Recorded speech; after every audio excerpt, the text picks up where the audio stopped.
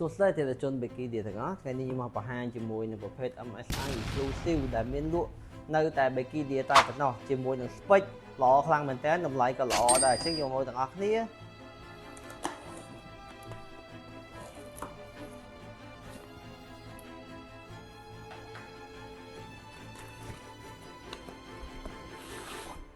វ៉ាវ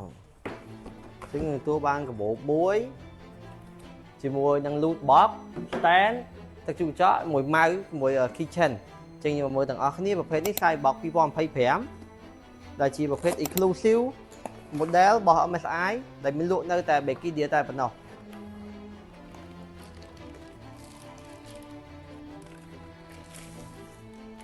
វ៉ាវស្អាតមែនតើចេញមកមើលរៀងអស់នេះសិនស្អាតមែនតើ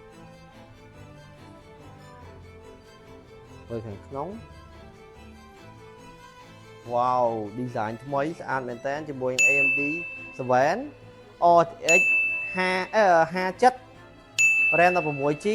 SD 512ដែលមានតម្លៃត្រឹមតែ$1399តែប៉ុណ្ណោះមានការធានា2ឆ្នាំអញ្ចឹងមកមានតម្រូវការចាក់តមកពេកបានអរគុណ